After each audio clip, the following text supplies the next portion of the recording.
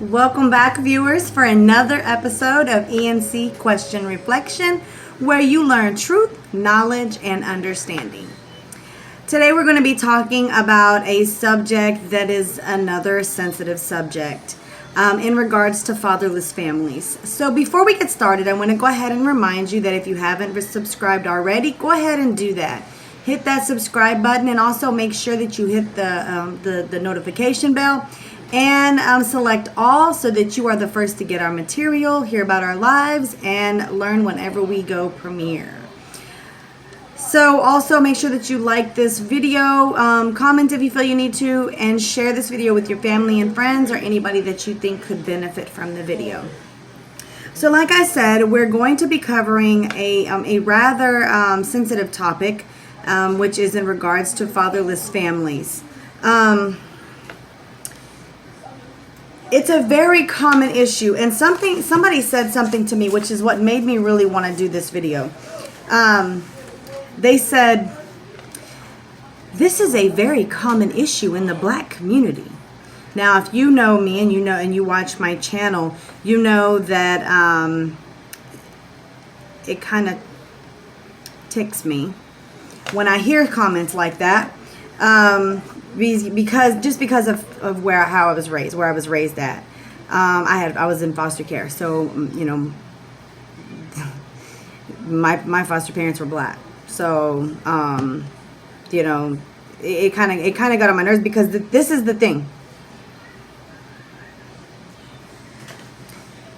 That's not just an issue that's common in the black community. That's an issue that's common across the entire globe. So that's the stuff that gets on my nerves. You may notice it and you may see it more in the melanated families, but it's not an issue. It's not like it's not a common problem across the entire world. And it really has to do with culture. It has to do with the breakdown of the. I really don't want to say culture itself. But maybe more or less the generation, how it's being taught, because girls are being taught to be independent. They're fighting for equality to men, and that's definitely something that wasn't taught 50 or 60 years ago. Statistics say that in the 1960s, 25% of the families were single parent. We're here in 2020, and it was 13%. 13% in the 1960s, and it's 28% today. So 13% in the 1960s was single parent households, and it's jumped. It's doubled. As of this year, 80% of those single parent households are moms. And that goes back to the fatherless families. Now, if you want to actually break down statistics based on melanated families and less melanated families, you'll have that in 2000 and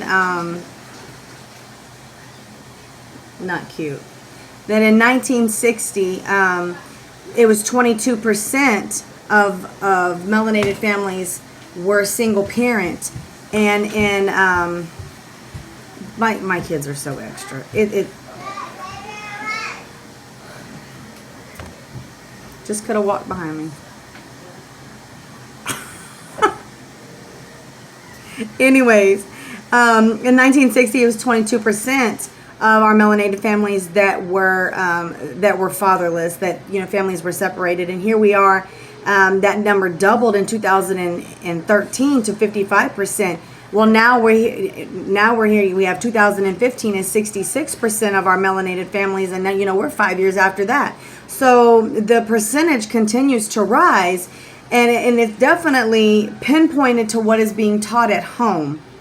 It's definitely pinpointed to the generations themselves. What was important then isn't so important now. Divorce is just thrown around like a free-for-all. It's just whatever. I get married. They're not taking marriage seriously. Marriage isn't sacred or very important to them. It's just another way to be in a more serious relationship rather than just a relationship. If you weren't going to stick to the vows, don't get married. And I've said that a million times, and I'll keep saying it until it gets heard and followed through with. So we run into this issue where we have these children that are being raised in homes where there's just one mom, just one dad. And what people are not understanding about it is that when kids are young, they're taught things to help them become independent, self-sufficient. Girls are normally taught, how to cook, how to clean, how to keep time, how to be punctual. Because I said that because of my dryer just went off. These are things that girls are taught. They're taught how to care for kids. They're taught how to care for people. Those are the primary things. I mean, when they get a little older, they haven't thought about marriage. Maybe they're taught finances. Maybe they're taught how to budget so that they can be self-sufficient if they are single, if they do remain single and don't get married, only to benefit them if they don't get married. But girls are not taught how to submit.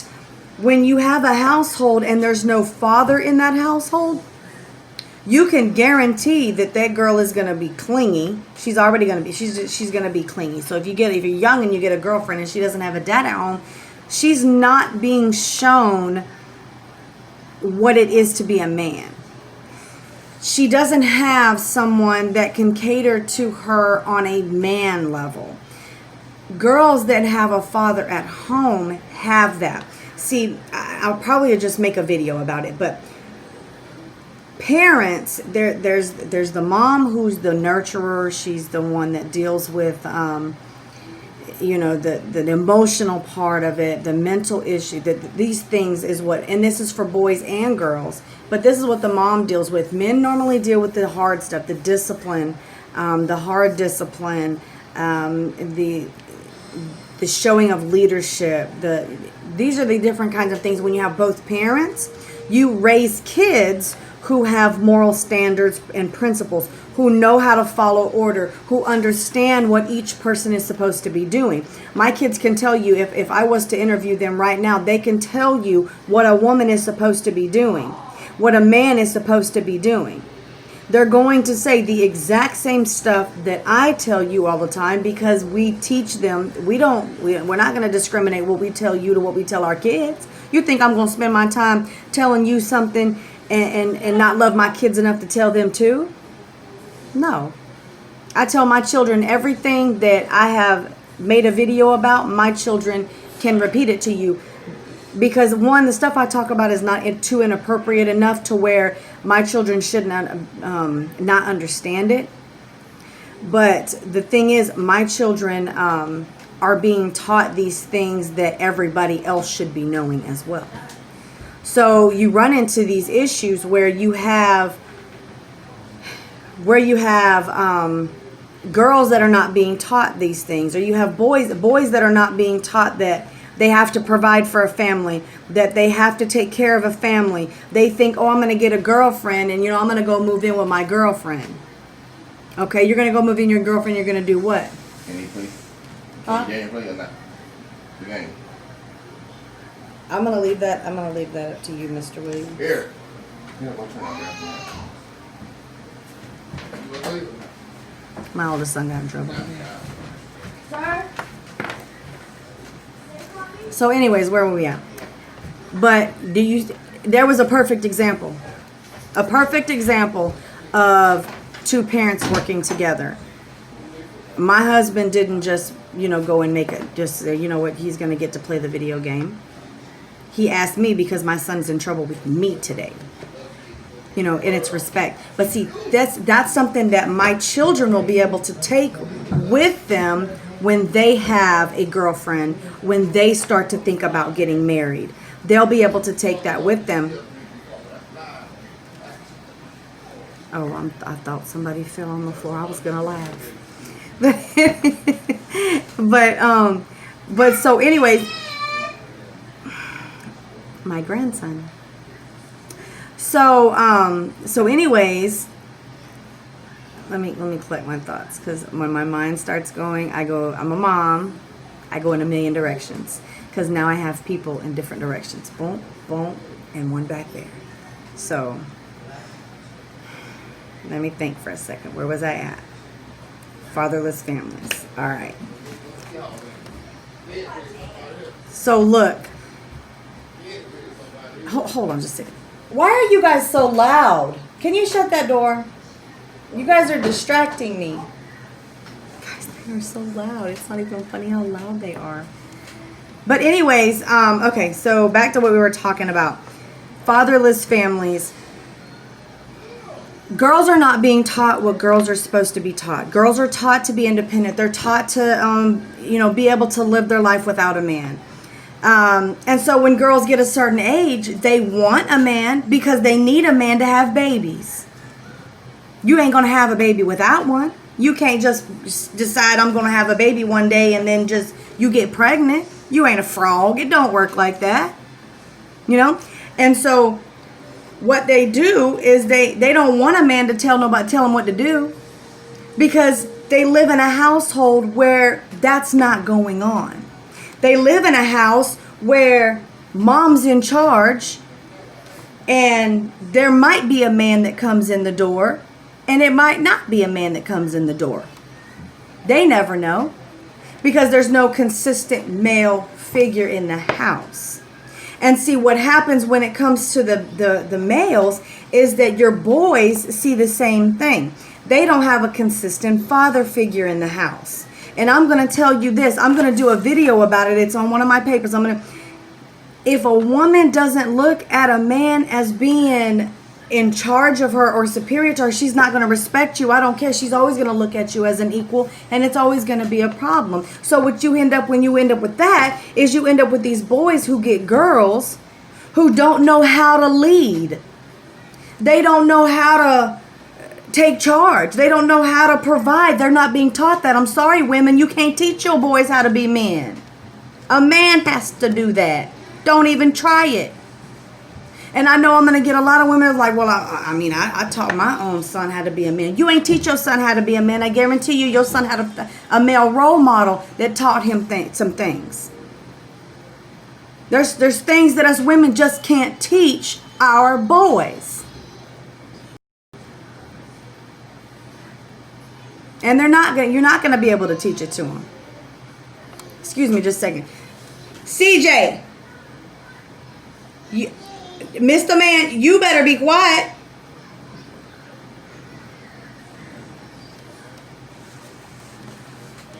He's on the potty and he doesn't like it. And I don't care if he don't like it. He's being trained. So, but anyways, so you have these boys that are not being taught how to do these things. So then they get with these girls, and these girls who have been taught how to be independent, who have been taught how to be self-sufficient and not need a man, start taking charge. And the boys don't know what to do, and guess what? Their cortisol levels jump up. They're stressed. Now they don't even want to be around. But she's pregnant and finna have a baby. He don't know how to deal with stress. She thinks she knows how to deal with it. So she's going to run him crazy or treat him like a little boy, and he's going to leave because he ain't finna tolerate that. Dysfunction. Dysfunction. That's why we have so many fatherless families, and it's not the only reason, but it's a very big one. It's a very big one. We have to back up. I remember years ago there was a big debate about whether the canned goods had forms of estrogen in the bottom of them that was turning these boys' testosterone levels down a little bit.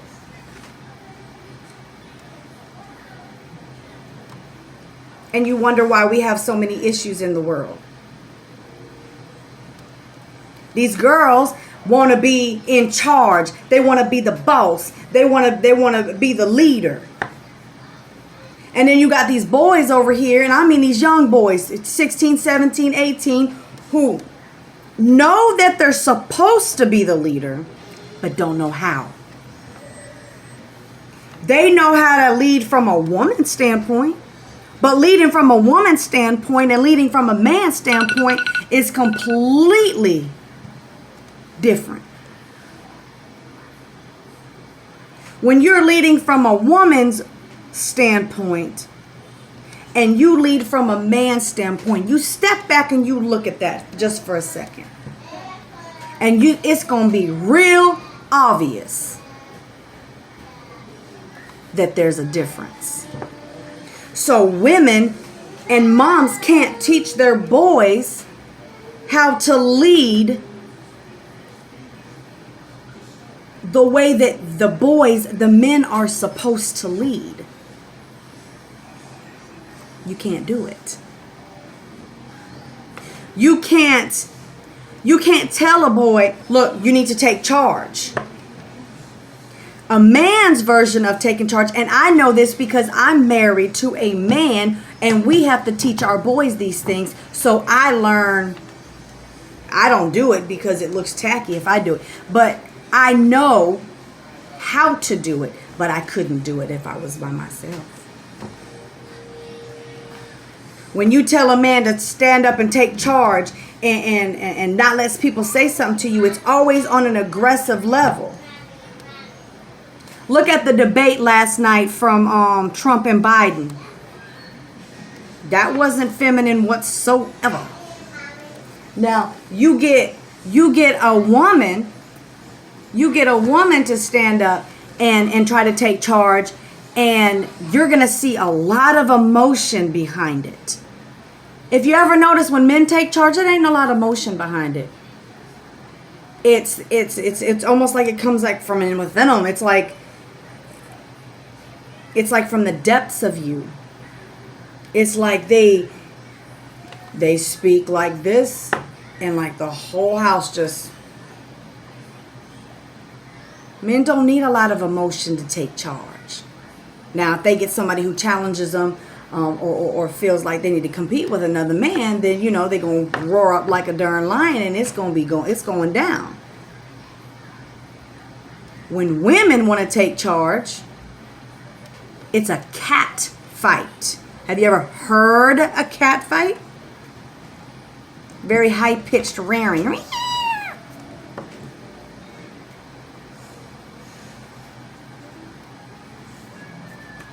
You don't call a man, when two men get into a fight, you don't call that a cat fight. That's a dog fight. You don't call it a cat fight, though. That's because when women try to take charge, it's always some high-pitched squealing and yelling.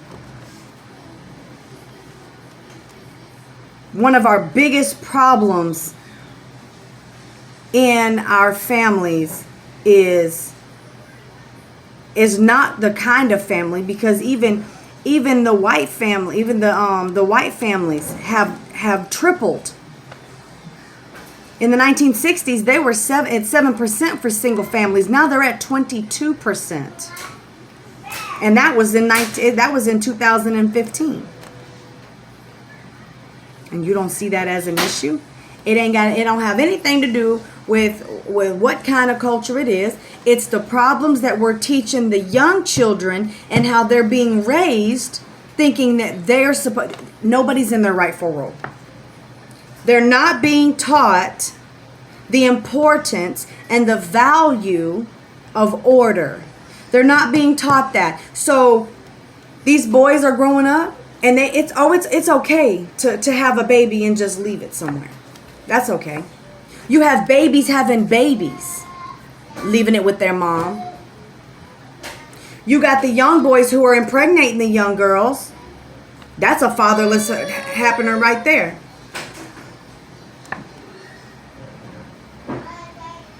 That's a fatherless problem right there early on in life. Women, are you paying attention to your kids? Are you paying attention to your little girls? Do you know whether your little girl is out having sex yet? Do you know that? Are you watching your boys? Do you know if your boys have went out and had sex yet? Do you know that? What are you teaching your kids? Oh, we had the birds and the bees talk. And I didn't ask you that. I didn't ask you whether you had the birds and the bees talk. Didn't ask that. I asked, are you aware? And do you pay attention to your children? Oh, yeah, I know. No, that's not what I asked you. And and it's almost like I'm talking to myself because I know what people say because they've said it to me before.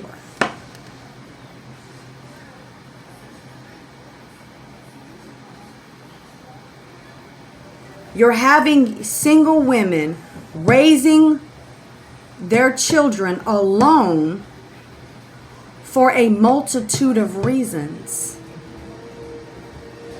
A lot of it has to do with this. But if you take it back a couple years, you will see that the environment that they were raised in was so dysfunctional or so out of order that they are starting to mimic that behavior. They're starting to mimic exactly what it is that they see. When their mom was bringing in multiple men and having multiple boyfriends because she didn't want to, or she had too much attitude. And she was constantly bringing man after man after man, every man, all kinds of different men. And then she grows up and you wonder why she's doing it. Ask yourself, did I lead by example? Is my daughter or my son doing exactly what I did? And you'll find that they are. They are mimicking that behavior. It's just like boys. If they don't, when they're raised, if they don't see a father in a household, they're automatically going to normalize a household being fatherless. So when they have a baby, they're not going to feel obligated to be in the house to take care of it. Even though it's pertinent to a child's upbringing that a mom and a father both contribute to the raising of a child.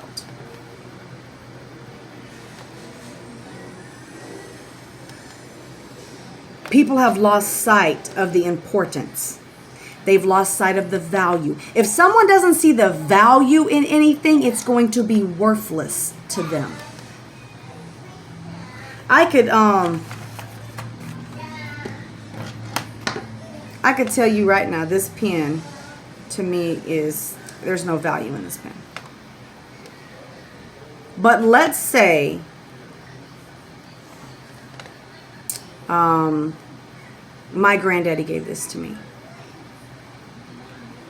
Okay, let's say he did. And it was his pen. He always used it. It's his. To me, it has value. It's priceless. Nobody can give me another pen that my granddaddy gave to me. Nobody can do it. Another person won't see the value in that pen, but I do. When someone doesn't see the value in any situation, they're going to see it as worthless. That's just what that is.